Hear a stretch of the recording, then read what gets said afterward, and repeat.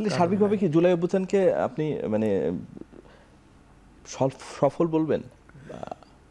আমি তো ৭১-কেও সেই অর্থে সফল বলি না, কারণ ৭১-এর যে জন আকাঙ্ক্ষা ছিল সেটা কি মেটানো গেছে?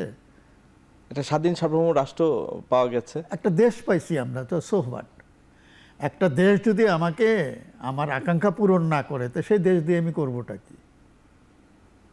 তাই না? মানে আপনি তো এরকম একজন ব্যক্তি পাবেন না যার বয়স ২৫০-৩০০ বছর। তাহলে সে বলতে পারতো যে পলাশির যুদ্ধের আগে কেমন ছিলাম আমি, সিপাহী যুদ্ধের আগে আমার অবস্থা কেমন ছিল, ৪৭-এর আগে কেমন ছিল। এরকম তো মানুষ নাই, মরে গেছে সবাই। এখন যারা ২৪ দেখছে, ৭১ দেখে নাই, এমনকি ৯০ও দেখে নাই, তার কাছে তো এটা অনেক বড় ঘটনা। তো সুতরাং আমার কাছে যেমন ৭১ অনেক বড় ঘটনা, আমি এটা দেখছি। যে দেখে নাই তার কাছে তো এটা বড় না, কাজে তার সঙ্গে এটা নিয়ে আর্গু করারও কোনো কারণ নাই, তাই না? আবার এই দেশে খুব বড় একটা ঘটনা ঘটেছিল, সিপাহী বিদ্রোহ, যেটা নিয়ে আমরা আলোচনা করি না, তাই না?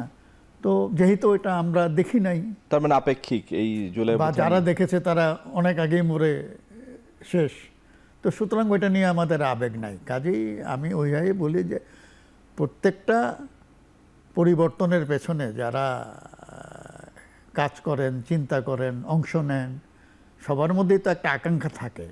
তো সব আকাঙ্ক্ষা কি পূরণ হয়? যে ৯০-তে আমরা কি চেয়েছিলাম? একটা গণতান্ত্রিক রাষ্ট্র ব্যবস্থা, তাই না? তো আমরা কি পেয়েছি?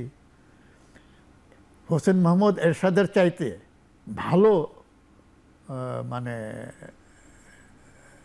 নেতা কাকে পেলেন যে এরশাদের চাইতে কম স্বৈরাচারী, তাই না? তো এটা তো বলে লাভ নাই, আসলে আমরা তো দেখছি এগুলো।